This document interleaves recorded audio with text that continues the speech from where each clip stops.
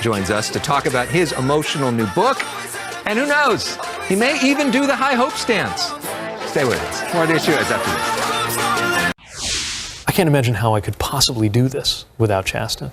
That was then presidential candidate Pete Buttigieg here on the set of The Issue Is back in January, talking about his husband, Chasten. Well, now Chasten is telling his side of the story with a new book called I Have Something to Tell You, a memoir. It is already a New York Times bestseller. Chasten Buttigieg, welcome back to The Issue Is, and congratulations on the book's success. Thank you very much. Thanks for having me back. Sure. So I got the book and I read it, and I got to give you an endorsement because I'm a political junkie. I read all sorts of political books. Most of them are really boring because they're cautious and they're too much about policy. This one is personal. You spill some tea, you get vulnerable. Just a little. It's a really interesting read, and I think it's an important read for a lot of people because one of the main premises for your book is that you want people to feel heard, right? Absolutely. I think, the thing I want to tell people most of all is they're not alone. And the reason I, open up so much in the book is because so often people in politics don't share those kinds of truths or vulnerabilities. They don't take chances, and that's not the kind of book I wanted to write. I wanted to take some risks and just share who I really am. So I'm glad you enjoyed it. Yeah. Well, and part of it was you talking about, the process for you of discovering your own sexual identity, of coming out to your family. And you tell this emotional story of writing a letter to your parents because it was tough for you to actually say it out loud. Yeah, I think many times the story we're so used to hearing is the parents kick the kid out, the kid runs away. But I grew up in conservative northern Michigan, and my parents didn't kick me out. It was just a simple fact. I felt like I knew once I come out, I'm going to shatter my parents' dreams, their hopes, and everything that I had learned from the society, the bubble I was growing up in, was something about me is twisted and broken, and people will not love that. So I wasn't pushed out of my home. I ran away because I was ashamed of this thing inside me that I had only grown up learning was wrong. And your parents thought this is a choice.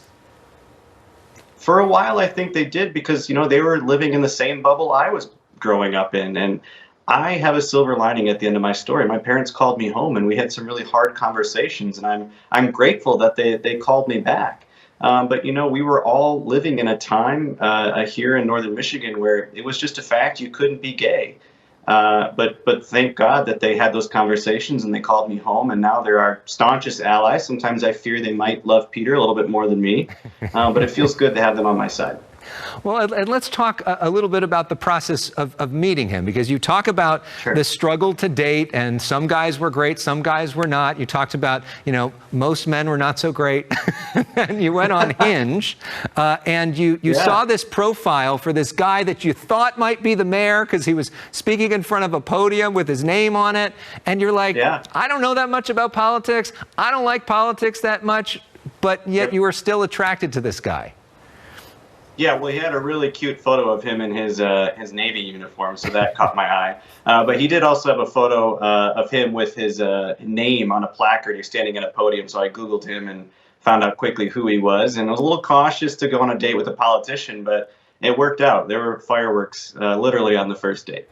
Yeah, well, and he set up a situation where there actually were fireworks. He went to a place. It was like a Hallmark movie. Where there would be silly, where there would be fireworks in the process. So you guys end up moving in together. You get married to the mayor. He's the mayor of South Bend, Indiana. You're a bit of a local celebrity, but most people didn't know you. Then he runs for president and just takes off like wildfire. And you write about the fact that there was a book signing event for him in Washington, and for the first time, people are asking to take pictures with you. Yeah, it was surreal. I had never been in a position where people just wanted to take a photo with me or just wanted to talk to me simply because of who I was. And then obviously, like you said, from there, it just the rocket took off. And it was a lot of trial by fire. It was like drinking from a fire hose. So what is your message to that young kid right now that maybe is struggling with their identity, that is scared, that is growing up in a town like you grew up? What do you say to them? Yeah, I mean, as I write in the book, I get pretty vulnerable in the book. I remember being a suicidal teenager sitting in my dad's basement, staring at the gun case and wondering if there was ever going to be a future for me in this country, if I would ever know love, if I would ever know community. And I wish I could go back and, put my arm around that kid's shoulder and tell him, I know the bad feels terrible, but wait until you feel the good. Wait until you know what it is truly like to be loved by someone and know community. And I know it can feel dark and helpless, but, they say it gets better. And I know sometimes that sounds like a load of baloney, but it truly does. And you are going to be loved one day. At the beginning of this segment, we showed you Pete talking about what you mean to him. What does he mean to you?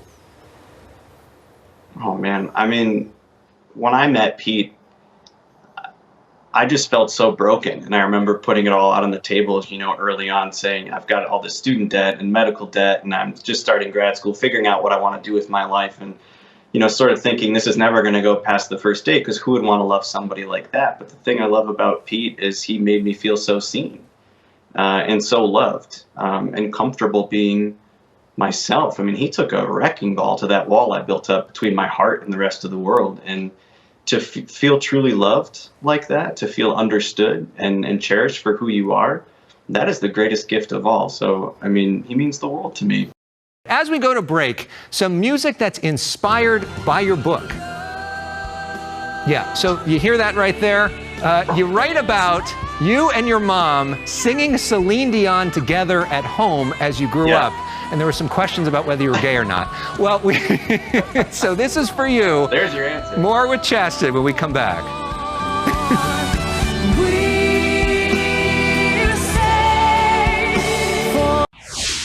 Please welcome Pete Buttigieg.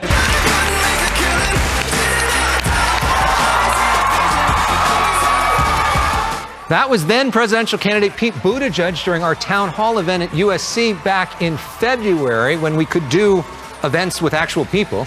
At the time, I asked Pete's husband to join us on stage and speak, but Chasten chose to remain backstage and let his husband do all the talking that day. That's a picture from that day. Well, now Chasten has plenty to say in his new book, I Have Something to Tell You. We're back now with Chasten Buttigieg. Chasten, that moment sort of gave us a glimpse of what it must be like to be a political spouse. What do you see as the role of a political spouse? Well, first, it's important to set the record straight. I didn't want to come out on stage because you brought no-bake cookies in, and I was demolishing those backstage. But to be a political spouse, like I mentioned even in the introduction to the book, you are expected to be everything and nothing. You have to be on your game all the time, well-read on the campaign's policies, know exactly what Pete has said and what he hasn't said, questions that he's answered and hasn't answered. But you're also expected to be nothing. Don't hog the spotlight, don't get in the way, don't cause any news, don't mess up. And so it's a very confusing tightrope to walk. All right, we like to play a game around here called Personal Issues to get to know our guests a little better. So these are rapid fire questions, 30 seconds. Okay. So let's try to go as quickly as possible, okay? You ready? Okay. All right, here we go. Begin. Favorite actor? Tom Hanks. Favorite play or musical? Right now I'm on a Little Shop of Horrors kick. Favorite Disney movie? Ooh, Up. Who's your role model? These are hard. Probably my mother. Star Trek or Star Wars? Neither. Favorite Halloween costume? Ooh, something gory. Star Trek or Star Wars? Neither? That's your answer? Well, because I saw it. So I was watching Harry Potter movies. I'm sorry. Yeah. I was never... Sorry. Well, when Pete was on Jimmy Kimmel Live, he showed a picture of himself when he was a kid, dressed as Captain Picard. And I literally have the exact same picture of when I was a child. The exact same. He was really into it. There are a lot of photos of me dressed up like Harry Potter from when I was a kid. I just never got into either of those films. I'm sorry. Okay. But I feel like maybe that's a good thing politically, because then I won't make anyone upset on either side. Yeah, right? Very, very Sweden of you. That's very good. All right. Well, I know when Pete suggested that Fish would play at a potential inauguration, you joked that he misspelled Beyonce. So we go out with some new music from Queen Bee. This is her new video. It's called Already. Here's a look at that. Good choice. Chasten, thank you so much. Congratulations on the book. Again, it's called I Have Something to Tell You. Chasten Buttigieg, thanks for being with us. More of The Issue Is after this.